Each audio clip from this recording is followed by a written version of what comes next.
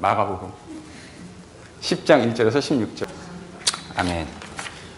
여러분, 저희들이 이제 마가복음 10장으로 넘어가게 되는데, 마가복음 8장, 9장, 10장에는 예수님께서 예루살렘으로 올라가시는 과정 속에서 제자들에게 예수님께서 십자가를 지시고 돌아가실 것이라고 하는 순환의 예고를 3번에 걸쳐서 하시고, 그것에 대한 제자들의 다양한 반응들이 등장하고, 또 그것에 대한 주님의 일련의 가르침들이 등장하는 그런 패턴으로 기록되어져 있다고 말씀드렸습니다.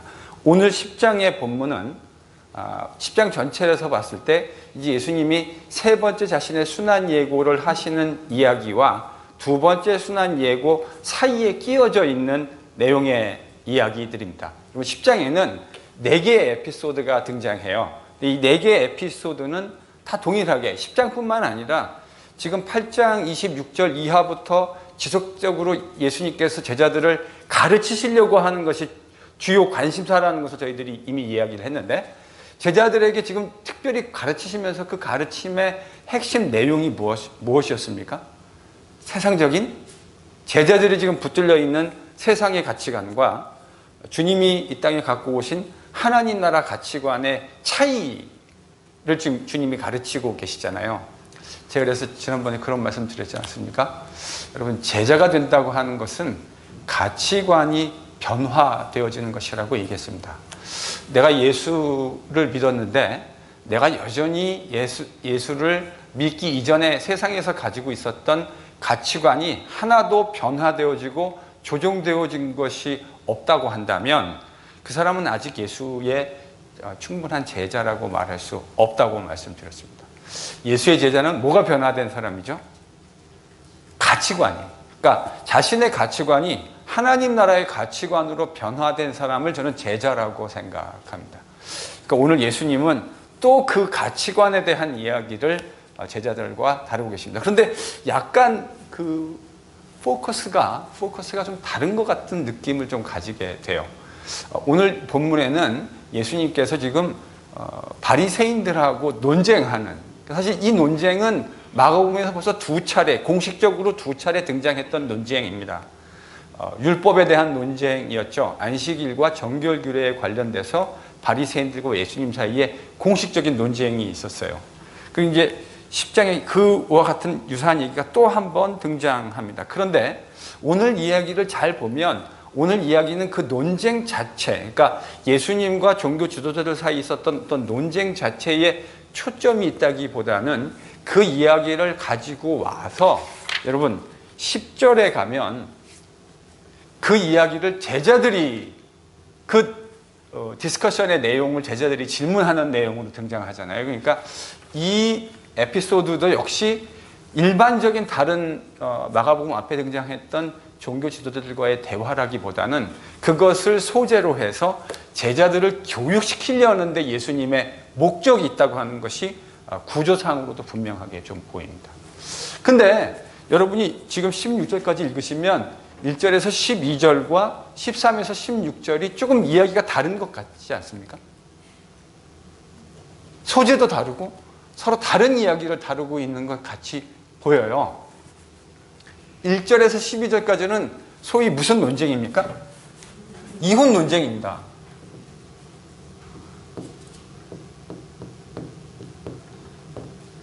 (13에서 16절은요) 뭐라고 타이틀을 달면 좋을까요?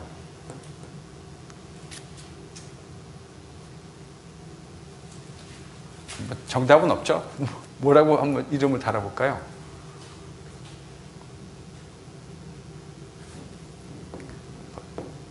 그냥 어린아이 나와요. 어린아이가 나오고, 이 어린아이 가지고 예수님이 제자들이 가지고 있는 또 가치관과 세계관에 대해서 다루어 가시는 내용이 등장하죠. 소재는 이제 어린아이고요. 근데 이 2개가 이혼 논쟁하고 어린아이의 이야기가 여러분 서로 잘 이렇게 딱 주제면에서 맞닿아 있는 것 같지 않잖아요. 이게 연결이 잘 되십니까? 이혼 논쟁과 어린아이 이야기가? 근데 이게 연결되어 있어요. 어떻게 연결되어 있는가 하나씩 살펴보겠습니다. 예수님이 1절에 보면 거기를 떠났다 이렇게 표현되어 있습니다. 거기가 어디를 말하는 걸까요? 예, 가버나움, 갈릴리 가버나움. 거기를 떠나서 유대 지경과 요단강 건너편으로 가셨다. 사실은 근데 그 지리적인 묘사를 하는 이 마가의 묘사가 썩 그렇게 명쾌하게 다가오는 것 같지는 않아요. 왜 그러냐면 거기를 떠나 유대 지경과 요단강 건너편으로 갔다라고 하는 말은 이 이야기가 마치 이방 지역으로 건너가신 것 같은 그런 뉘앙스를 풍기게 되거든요. 근데 이 이야기를 보면 또 그건 아닌 것 같고요. 여하간 그러나 하나 분명한 건 지금 마가가 말하는 건 갈릴리의 관점에서 예수님이 그곳을 떠나셔서 예루살렘을 향해 가셨다라고 하는 그 큰 그림에서 이야기하려고 하는 것 같습니다. 자, 예수님이 많은 사람들이 모여들어서 그가 하시던 대로 가르치시는 사역을 시작했습니다. 그때 누가 등장합니까? 2절에? 바리새인들이 등장합니다. 나와서 예수님께 질문을 하나 던졌습니다. 그 질문의 내용은 아내를 버리는 것이 옳습니까? 이걸 조금 더 직역을 한다면 이렇게 번역하면 좋을 것 같아요. 아내를 버리는 것이 적법한 일입니까? 이렇게 질문했습니다. 적법하다라는 건 어떤 법이 있다고 하는 거잖아요. 여기서 그 법이란 건 말할 것도 없이 율법입니다. 토라에 저촉되는 일입니까? 아니면 토라에 lawful한 일입니까? 이렇게 이제 질문한 겁니다. 그런데 마가는 재밌게 뭐라 했냐면 바리새인들이 지금 예수님께 나와서 이 질문을 던진 의도가 무엇 때문에 이 질문을 던졌다고 이야기합니까? 시험하려. 그러니까 예수님이 어떤 생각을 가지고 있는가? 저도 이건 선생된 자는 피할 수 없는 숙명인 것 같아요. 제가 신학대학원에서 가르칠 때 신학대학원의 전사님들이 저를 만나면 이렇게 질문을 하잖아요. 근데 질문을 하는데 그게 진짜 궁금하고 뭘 알고 싶은, 그러니까 수업 내용에서 뭘 알고 싶어서 하는 질문과 그렇지 않고 이 선생을 테스트해 보려고 하는 질문 크게 두 가지로 나누어집니다. 근데 이게 우리가 사람이 참 미묘한 거라 그걸 들으면 바로 우리가 나이스하니까 말은 잘 안 해요. 근데 바로 알아요. 아, 이게 지금 진짜 뭐가 궁금한 질문이구나, 아니면 나를 테스트해 보려고 하는 질문이구나 하는 거 금방 알거든요. 저는 뭐 주님과 같은 내공이 없기 때문에 어떻게 그걸 잘 대처해야 되는지 처음에 좀 당황스럽더라고요. 그 의도가 이렇게 읽혀지면 제가 당황스러워했던 기억이 있습니다. 그런데 주님은 지금 이곳에서 뭐라고 대답하셨냐면 3절을 같이 있습니다. 그 질문을 들으시고는 이렇게 대답하십니다. 예수님은 이렇게 대답하셨죠. 모세가 너희들에게 뭐라고 명령하였느냐. 그렇죠? 실제로 여기서 사용된 단어가 그 명령이라고 하는 의미를 담고 있습니다. 뭐라고 모세가 명령했느냐. 성경에 뭐라고 너희들에게 명령하셨느냐. 하나님이 이 말씀이겠죠. 근데 그거에 대한 대답이 상당히 흥미로워요. 여러분 4절 한번 보십시오. 4절도 한번 읽어볼까요?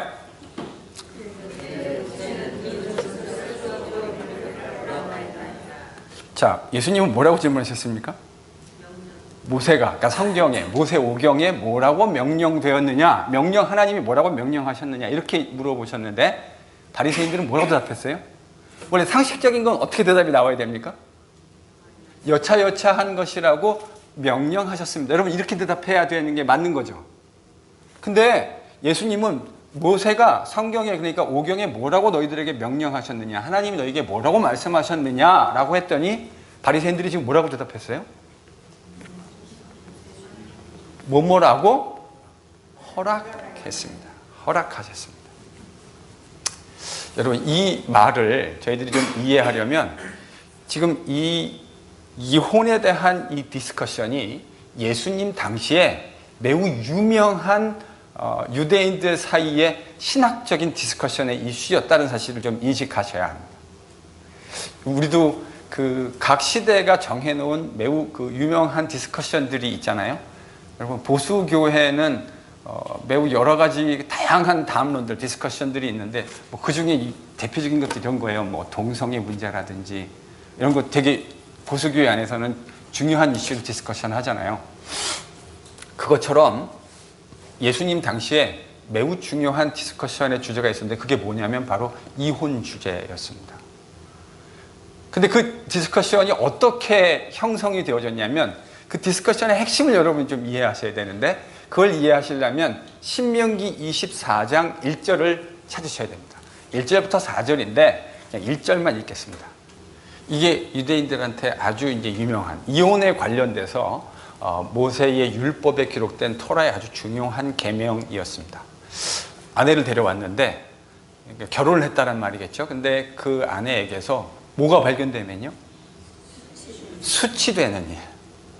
그러니까 쉐임풀한 어떤 일들이 발견되어졌을 때에 그 아내를 다시 친정집으로 돌려보내. 그리고 그러면서 보낼 때 그냥 보내는 것이 아니고 합당한 이유로 의해서 신명기 24장의 법에 의해서 이혼했음이라고 하는 Certificate of Divorce를 주게끔 되어 있었습니다.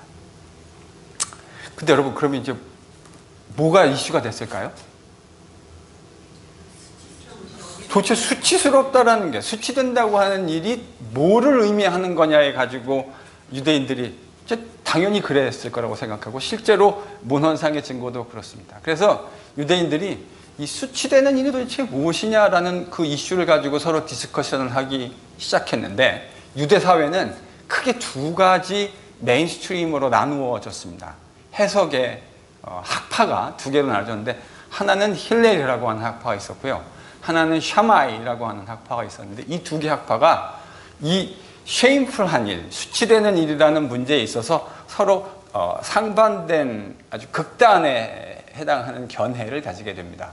그러니까 샤마이라고 하는 학파는 뭘 주장했냐면 여기서 수치된다. 아내에게 수치되는 일이라고 하는 것은 성적인 부도덕함이라고 그 부분을 해석을 했습니다. 근데 힐렐이라고 하는 학파는 이걸 어떻게 해석을 했냐면 온갖 종류의 남편의 욕구를 충족되어지지 않는 모든 여자의 행위. 여러분 누가 더 컨서버티브한 거죠? 힐렐이 훨씬 더 컨서버티브하죠.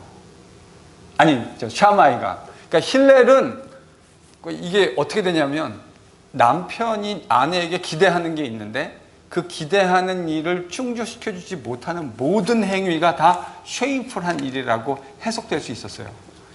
여러분 해석이란 건 늘 이런 거 아닙니까? 자기가 어떤 노선을 취하느냐에 따라서 그렇게 바라볼 수 있는 경향성을 띠게 되거든요. 그러니까 전제가 없는 해석이 없고요.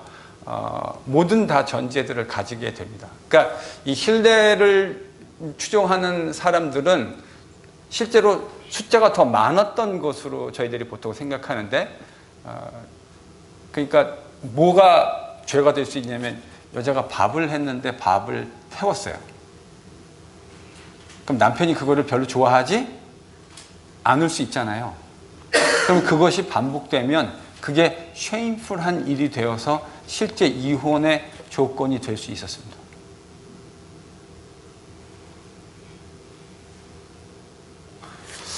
그러니까 제가 지난번에 말씀드렸듯이 이게 간단한 문제가 아닌 게 율법이라고 하는 건 이렇게 아주 구체적인 상황에 구체적으로 뭘 주는 것이 아니라 스테이먼트, 큰 그림을, 빅픽처를 던져준다고요. 그럼 그 빅픽처 안에서 무슨 룸이 생겨날 수밖에 없냐면 해석의 다양성이라고 하는 룸이 근본적으로 생겨날 수밖에 없는 거죠. 그래서 힐렐과 샤마이가 이렇게 서로 나누어서 디스커션을 해오고 있었다고요. 예수님 당시에요. 그러니까 여기 와서 지금 던지는 바리새인들이 누구의 견해를 추종하고 있었는지는 저희들이 충분히 정확하게 알 수 없지만 그러나 바울의 예로 생각했을 때에는 바울이 하는 말을 생각해 보면 바울은 샤마이 쪽에 더 가까운 의견을 갖고 있지 않았을까 저는 그렇게 생각합니다. 여하간 이 바리새인들은 그러니까 이혼이 가능하느냐 가능하지 않느냐라는 것에 대해서 뭐라고 생각하고 있었을까요? 가능하다. 그렇죠? 가능하다. 단 어떤 전제 조건 하에서 이혼이 가능하냐라고 하는 문제를 가지고 디스커션하고 있었다고요. 그것이 예수님 당시에 유대인들 사이에 있는 디스커션이고 그게 다이얼로그였어요. 그게 담론이에요. 디스코스였다고요. 그런데 지금 예수님이 이런 사회적 담론, 그러니까 신학적인 담론, 어떤 베이스에 의해서 이혼을 허락할 수 있는가 하는 얘기에 있어서 예수님의 이야기는 가히 혁명적입니다. 예수님은 신명기 24장 1절부터 4절에 근거해서 여자와 아내와 이혼할 수 있는 베이스가 무엇을 근거로 해서 이혼할 수 있느냐라고 하는 그 담론에 있어서 신명기 24장으로 돌아가서 이 이야기를 디스커션해 가시는 것이 아니고 어디로 돌아가시죠? 창세기로 돌아가십니다. 그러면서 이렇게 말씀하시면서 창세기로 돌아가시죠. 5절입니다. 같이 있습니다. 시작.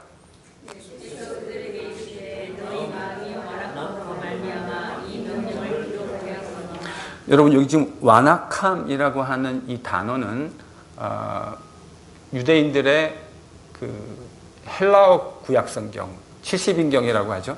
그 70인경에 종종 등장하는 단어입니다. 근데 이 단어가 어떨 때 등장하냐면 이스라엘이 반역적인 마음을 품고 하나님으로부터 돌이켰을 때 사용하는 바로 그 단어입니다.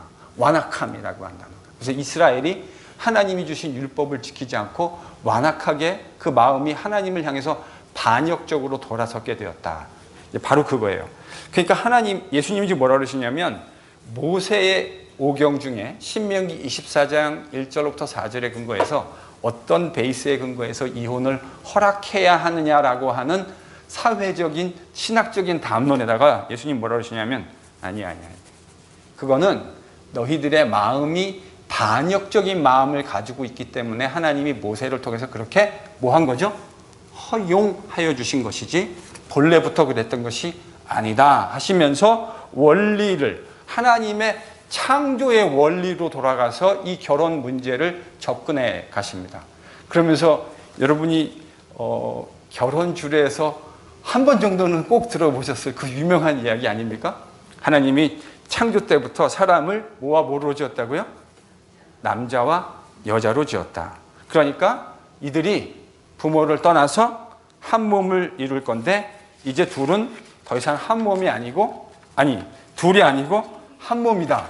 이렇게 예수님이 지금 이야기하시면서 9절에 거의 그 당시 사람들의 사고 속에서는 거의 혁명적인 이야기를 하십니다. 그게 뭐냐면 하나님이 짝지어 주신 것을 사람이 나누지 못할 것이다. 그 당시 사회의 사람들의 담론은 이거였다 그랬잖아요. 어떤 근거에서 무슨 근거를 가지고 이혼을 허락해 줄 것이냐라는 것을 이야기하고 있는 사회 속에서 예수님은 지금 신명기 24장이 아니라 창세기 1장으로 돌아가셔서 하나님이 천지를 창조하실 때 사람을 남자와 여자로 만드시고 그 둘을 하나로 만드셨으니 사람이 그것을 나눌 수 없다라고 하는, 여러분 이거 1세기에 우리들이 유대인으로 살면서 예수님의 이 이야기를 들었으면 이건 거의 혁명적인 이야기입니다.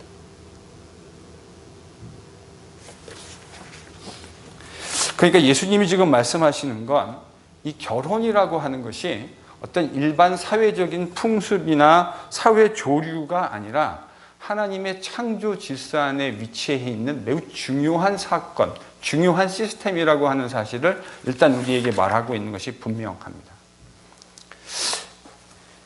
저는 이 본문을 읽으면서 무슨 생각을 하냐면 예수님이 지금 신명기에 근거해서 결혼에 합당한 이유가 무엇이냐라는 것을 토론하고 있는 사람들에게 하나님이 창조 질서로 돌아가서 이야기하고 있다고 하는 것은 하나님의 그 원래 의도를 지금 예수님이 말씀하고 계시는 건데, 그런 예수님의 가르침이 메시아 시대 이전에 주어졌던 율법이 가지고 있는 한시적인 특성. 그러니까 유대인들은 율법이 영원할 것이라는 생각을 하고 있었거든요, 예수님 당시에. 근데 예수님이 지금 뭐라고 말씀하시냐면 그 율법이 영원한 것이 아니고 예수님을 통해서, 지금 예수님의 말씀을 통해서 전해지는 하나님 나라의 새로운 원리가 올 때까지 한시적으로 유효한 법이라고 하는 것을 지금 은근히 말씀하고 계십니다. 사실 이 이야기는 제가 여러분들에게 율법에 대한 이야기를 할 때 이미 많이 이야기해 드렸던 것을 제가 기억합니다. 자, 그러면요, 제가 지금 뭐라 그랬냐면 예수님의 지금 이 이혼에 대한 가르침이 가히 혁명적인 가르침이다 이렇게 말씀드렸잖아요. 그렇죠? 근데 이 이야기가 제자들의 반응을 통해서도 확인되어집니다. 이 예수님의 가르침을 딱 듣고 난 다음에 제자들이 집에 들어가가지고 뭘 했습니까? 10절에 보면 다시 물었어요. 그러니까 바깥에서 지금 예수님하고 같이 사람들하고 있으면서 바리새인들과의 논쟁과 그 이야기를 다 들었던 제자들이 지금 들어와가지고 예수님한테 그 일을 재차 물었습니다. 무슨 말이죠? 받아들이기. 그러니까 이해를 못했다기보다는 받아들이기 쉽지 않은 거였을 것 같아요. 저는 그렇게 읽는 것이 더 현실감과 있다고 생각합니다.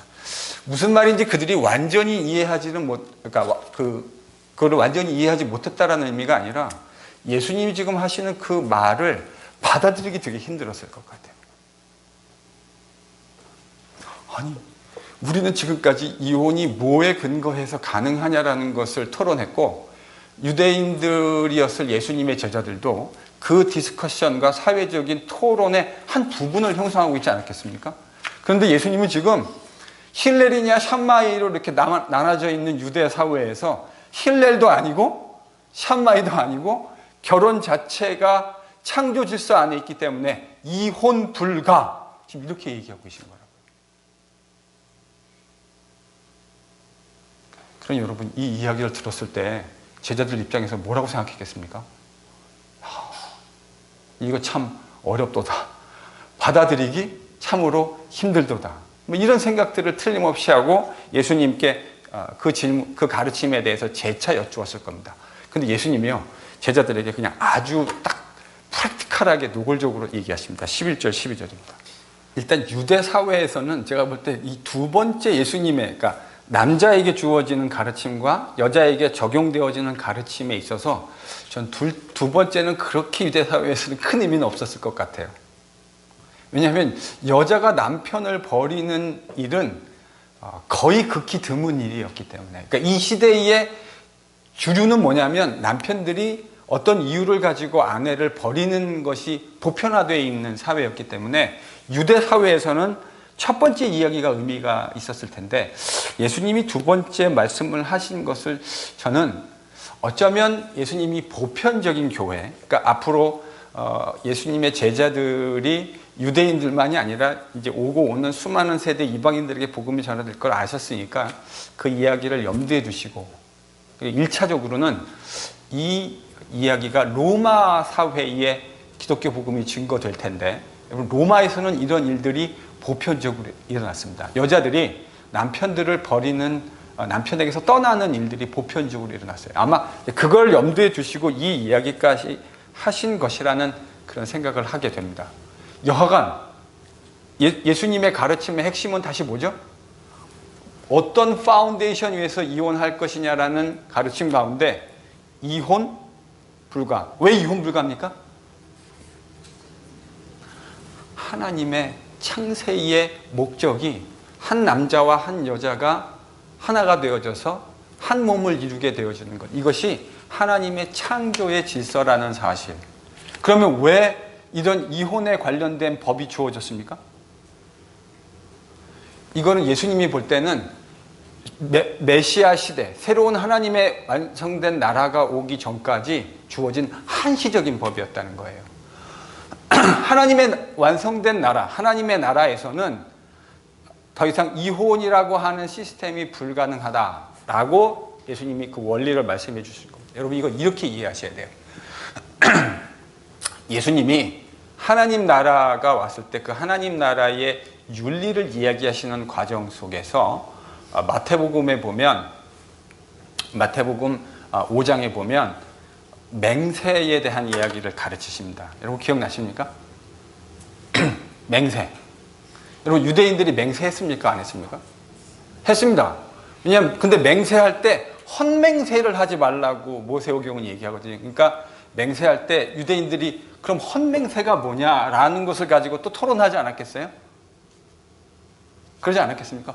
맹세에 대해서 얘기할 때 헛맹세를 하지 말아야 되니까 헛맹세가 뭐냐라는 걸 가지고 유대인들이 토론했다고요. 그래서 맹세할 때 우리도 그런 거, 보통 맹세할 때 나보다 더 권위 있는 것에다가 뭘 걸고 우리 맹세하잖아요. 이거 보통 모든 문화가 다 그런 것 같아요. 여러분, 어떤 맹세를 많이 하셨습니까? 이게 사실이 아니면 내가 우리 아버지 아들이 아니다. 뭐 이런 얘기 많이 들어보시지 않았습니까? 저는 친구들하고 얘기하는 얘기 되게 많이 듣던 것 같아요. 내가 이게 사실이 아니면 우리 아버지 아들이야. 여러분 이거 되게 심각한 말이잖아요.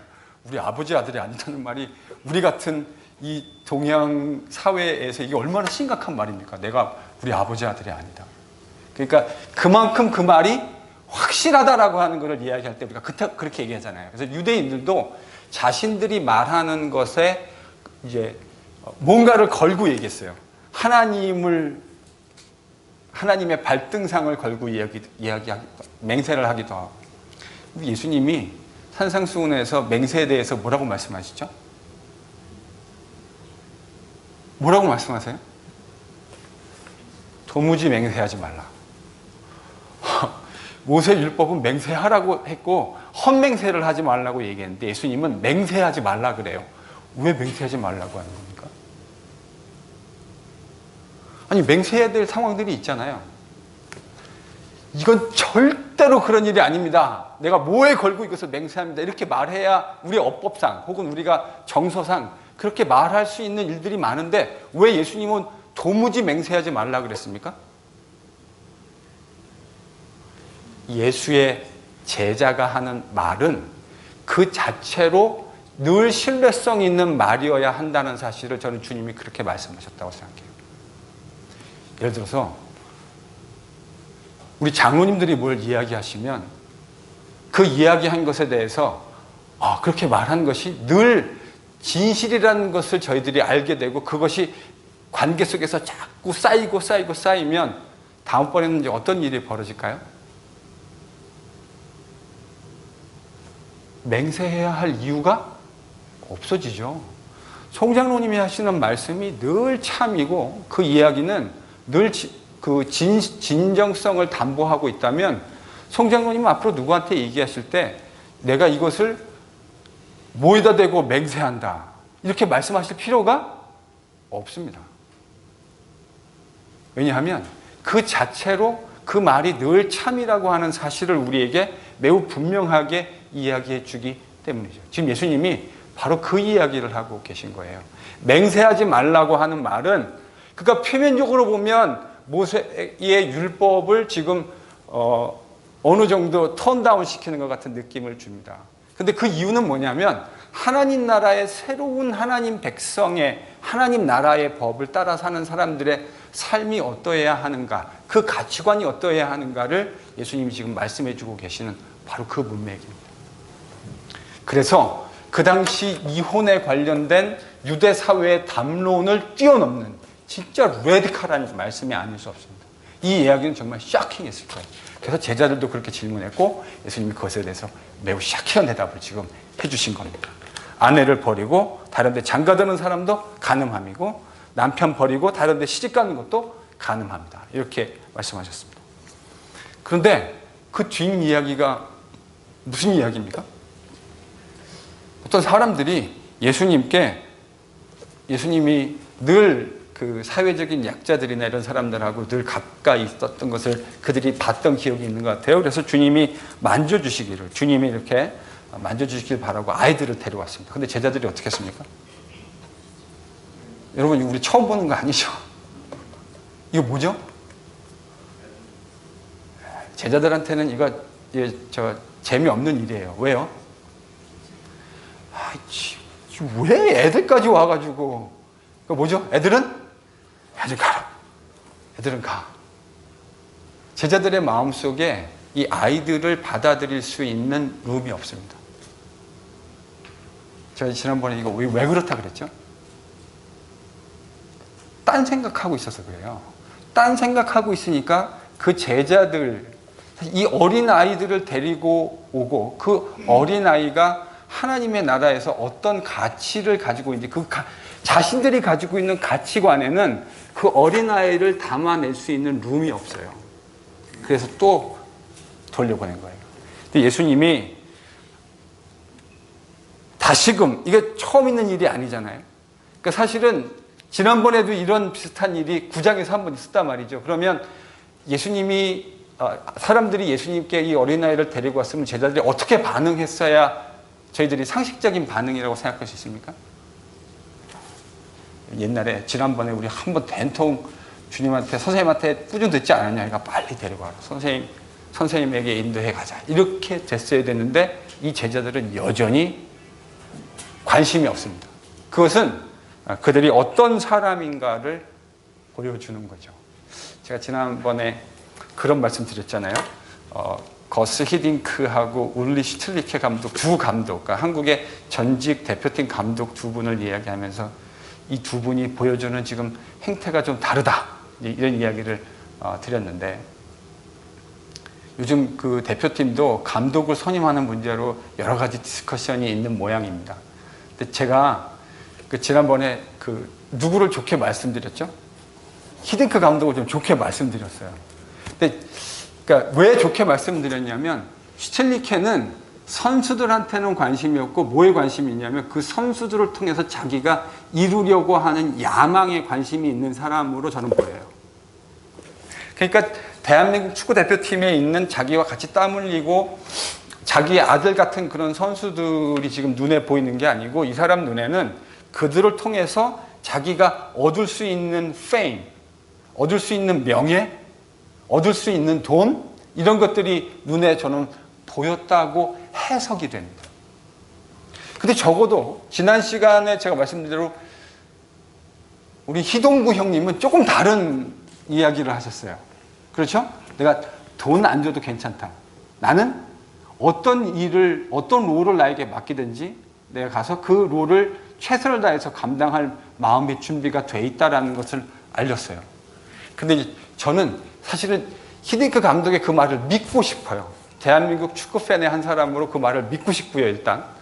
근데 그 말이 정말 진정성이 있는 건지 아닌 건지는 사실은 지금 보여줄 수 있는 것이라고 생각합니다. 그때는 대한민국 축구 대표팀이 월드컵에 이미 간 상황이었잖아요. 그러니까 맡아가지고 그거를 자기가 그 월드컵이라는 큰 빅 무대를 한번 또 지도할 수 있는 경험이 있는 상황이었고, 근데 그때 뭐라 했냐면 나는 상관없이 한국 대표팀을 내가 지도하고 싶다라고 이야기했다면 그 말이 정말 진정성이 있는 거라면 저는 지금 히딩크의 진정성을 증명할 수 있는 시기라는 생각을 합니다. 개인적으로. 지금 뭐라고 얘기해야 되죠? 월드컵이 끝났지만 나는 한국 대표팀에 진짜 애정이 있다. 그러니까 나는 그 대표팀을 잘 지도해서 다음번 2022년 카타르 월드컵에서 좋은 결과를 내기 위해서 4년 동안 내가 백의종군할 마음이 있다. 물론 축구협회와 다양한 어떤 그런 폴리티컬한 일이 있다는 걸 제가 알고 있습니다. 들어서 알고 있는데 그럼에도 불구하고 그게 진정성이 있는 이야기라고 한다면 이 타이밍에 그런 이야기를 한번 해주면은 그 진정성이 정말 살아날 수 있지 않을까 하는 생각을 합니다.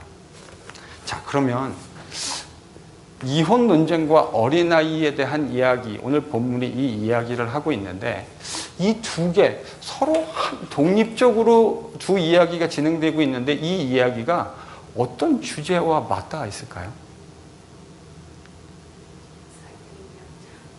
사회적인 약자. 네, 비슷하긴 합니다. 홍미영 지사님 이걸 사회적 약자라고 했어요. 네, 완전히 잘못된 대답이 아닙니다.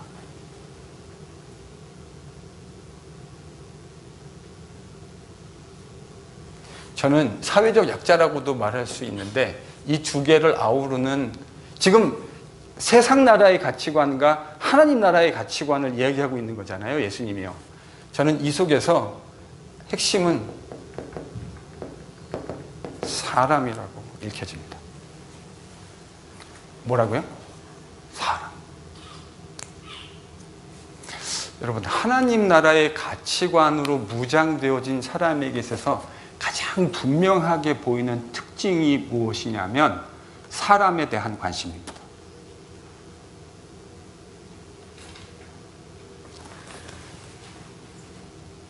저도 많이 부족한 목사이긴 한데 제가 만나는 사람들이 주로 뭐죠? 제가 만나는 사람들이 주로 목사예요. 그러니까 각양각색의 다양한 목사들을 만났습니다. 근데 만나다 보면 제가 모르잖아요. 같이 어떤 삶을 같이 경험해 본 분이 아닌 이상 그분이 어떤 분인지 잘 모르니까 저분이 어떤 목사인가를 판단하는 과정에서 제가 중요하게 그 사람을 보는 것이 하나 있습니다. 그게 뭐냐면 저 사람이 사람들을 어떻게 대하는가 하는 것을 봅니다. 특별히 자기에게 별 유익이 되지 않는 사람을 어떻게 대하는가. 그러면 그 사람이 어떤 목사인지가 대략적으로, 저는 뭐 하나님이 아니라 그 마음의 중심까지 볼 수는 없습니다. 그러나 비스무리하게 그 사람의 진정성에 대한 실루엣이 보여요. 보이는 것 같아요. 뭘 보면 안다고요? 사람을 어떻게 대하는가. 여러분, 아까 히딩크 감독하고 제가 슈틸케 감독을 비교했는데 그 사람을 어떻게 대하는가가 그들이 가지고 있는 진정성을 보여주는 것이라고 말하지 않았습니까? 지금 예수님의 제자에게 예수님이 하시는 이혼 논쟁과 이 어린아이에 관련된 논쟁을 하시면서 하시는 이야기의 핵심은 저는 사람이라고 생각합니다. 이혼, 왜 그럴까요? 이혼 논쟁을 한번 돌아가 볼까요? 이혼 논쟁은 율법 논쟁이었습니다. 1세기 사회에서 틀림없는 율법 논쟁이에요. 신명기 24장 1절을 어떻게 해석할 것일까 하는 해석학적 논쟁이었습니다. 그런데 예수님은 그 해석학적 논쟁 자체를 의미 없는 것으로 만들어 버리시고는 어디로 돌아가셨어요? 창세기 1장으로. 그래서 창세기 1장으로 돌아가서 여러분, 이 해석학적 논쟁은 단순히 학문적이고 신학적인 논쟁이 아닙니다. 여러분, 우리가요, 어떤 논쟁을 할 때 우리는 알게 모르게 정치적인 고려, 또 우리가 가지고 있는 선입견들, 우리의 어떤 그 파운데이션을 형성해줬던 것에 근거해서 모든 것들을 판단할 수밖에 없어요. 그래서 나는 아주 순진한 목적으로 아무런 전제 없이 무엇을 해석합니다. 나는 이런 입장이에요. 여러분, 그런 거는 아예 인간 세상에 존재하지 않습니다. 절대로 그럴 수 없습니다. 신뢰를 추종하는 사람들은 상당 부분 그 당시 가부장적인 사회에서 남자들이 가지고 있는 기득권을 추종하는 사람들이었을 겁니다. 틀림없죠? 여러분, 여자가 신뢰를 옹호하는 사람들은 제가 보기에 거의 없었을 거예요. 여러분, 이 논쟁에서 여자는 철저하게 약자입니다. 아까 홍명수 집사님 말씀하셨던 것처럼. 남편의 소유물로 취급될 수 있는 상황 속에서 철저하게 약자인데 그 약자를 어떻게 규정할 것이냐라고 하는 보다 근사한 뭐라고 표현해야 되나요? 근사한 부실? 근사한 근거를 들이대고 있는 사회에서 예수님은 사람 자체, 여자 자체, 남자 자체, 인간에 대한 관심을 보여주신 겁니다. 하나님 나라의 원리, 저는 사람이라고 생각합니다. 사람들이 저한테 목사님, 예수님이 가르치신 하나님 나라, 그거를 쉽게 한 말로 요약해 보십시오 라고 누가 저한테 질문한다면 저는 이렇게 대답할 겁니다. 하나님 나라의 핵심, 첫째도 사람이고 둘째도 사람이고 셋째도 사람입니다. 그래서 제가 아까 목사님을 볼 때 그 목사님이 어떤 목사님인지를 뭘 보고 판단한다고요? 자기에게 별 유익이 되지 않는 사람을 어떻게 대하는가. 제가 지금까지 예수님의 제자로 살고 그런 제자를 주변에서 같이 그런 믿음의 귀한 동역자들과 함께 살면서 예수님의 신실한 제자를 볼 때 그분들에서 공통적으로 발견되어지는 한 가지가 있었어요. 그게 뭐냐면 예수께서 구속하신 새 창조의 백성을 귀히 여깁니다. 귀히 여깁니다. 여러분, 하나님 나라의 원리는 그 핵심이 뭐라고요? 사람이에요, 사람. 세상은 사람을 판단할 때 나에게 유익이 될 사람과 유익이 별로 잘 안 될 사람, 해가 될 사람, 이런 식으로 쉽게 구분하잖아요. 그래서 어떤 사람하고 자꾸 사귀려고 그러죠? 여러분, 이 질문이 어려운 질문이 아니고 여러분에게 본능을 따라가시면 되는 거예요. 그게 우리가 세상을 살아가는 가치관이에요. 그래서 사람을 만날 때도, 사람을 접근할 때도 이 사람을 만나는 것이 나에게 얼만큼의 유익이 있을까를 판단해서 유익이 있으면 만나고 별로 유익 없는데 그러면 만나지 않으려고. 그리고 그게 어떤 나라의 법칙입니까? 세상 나라. 근데 주님이 가져오신 하나님 나라는 어떤 모습이라고요? 사람에 대해서 새롭게 인식을 하지 않는 하나님 나라는 저는 가능하지 않다고 생각합니다. 내가 사람을 대하는, 사람을 바라보는 시각이 변화되지 않으면 그건 충분히 훌륭한 예수님의 제자가 아직 아니에요. 그래서 제가 아까 처음 시작할 때 군대에서 무슨 얘기했죠? 0점 조준하는 이야기를 말씀드렸잖아요. 우리가요, 세상을 살면서 세상에 있는 수많은 가치관에 의해서 사람을 날마다 바라보는 것이 그 가치관에 의해서 영향받게 되어져 있거든요. 그래서 그런 생각이 들어요. 사람을, 제가 지난번에 그런 말씀 드렸어요. 저를 여러분이 1년 반 전에, 2년 전에 먼저 만나셨는데 시간이 지나고 난 다음에 저를 보시면서 목사님이 더 복음에 더 가까운 모습으로 변화되는 모습을 보셨으면 좋겠다고 진짜 생각하거든요. 여러분이 저를 10년 후에 봤을 때에도 제가 지금보다 더 복음적이고 더 복음에 근접한 모습으로 살아가게 되는 걸 봤으면 참 좋겠어요. 여러분, 그게 우리가 함께 공동체를 이루면서 함께 추구해야 할 목표라고 생각합니다. 저는 저에게만 그런 목표가 있는 것이 아니라 여러분에게도 그런 목표가 반드시 생겨야 하고, 그 가치관의 수정과 변화가 일어나지 않는 사람은 저는 좀 심하게 얘기하면 예수의 제자일 수 없다고 생각합니다. 내가 이전에 예수를 만나기 전에 추구하던 가치를 그대로 다 추구하면서 거기에 예수를 믿는다라는 것만 하나 더 추가되어져서 나는 그것도 다 가지고 나중에 죽었을 때 천국에 가겠다. 여러분, 이거는 기독교가 말하는 복음이 아니라고 했습니다. 기독교는 그런 복음을 말한 일이 없어요. 기독교가 말하는 복음은 네가 가지고 있는 것을 다 부숴버리고 여기 새로운 훨씬 좋은 새 창조의 새 질서의 모든 사람들을 향한 창조의 새 창조의 복음, 구원의 복음, 샬롬의 복음이 있으니 그것을 따르라 라고 얘기하는 게, 여러분, 이게 기독교의 복음입니다. 그래서 다음 시간에 등장하는 내용이 무엇입니까? 다 버리고 그것을 따르기 위해서 버려야 할 것에 리스트가 있다면 그 사이에 어떤 것도 들어갈 수 없어요. 무엇이든지 버려야 할 것이 있으면 다 버리고. 여러분, 이게 예수의 레디컬한 제자입니다. 그러지 않는다면 여러분, 그건 예수의 제자가 아니에요. 오늘 이 레디컬한 두 개의 이야기를 통해서 예수님은 세상 나라의 법칙과 하나님 나라의 법칙, 세상 나라를 다스리는 룰과 하나님 나라를 다스리는 룰, 그 가치관이 무엇인가를 우리에게 보여주고 있는데, 그 핵심은 무엇입니까? 사랑입니다. 그래서 저도 그렇고 앞으로 우리가 추구하는 목회의 핵심을 사람으로 생각하려고 합니다. 어떤 사람이든지 하나님이 우리에게 주신 사람은 귀한 사람입니다. 우리가 사회가 우리에게 그 사람에게 씌워놓은 레이블링들이 있잖아요. 그렇죠?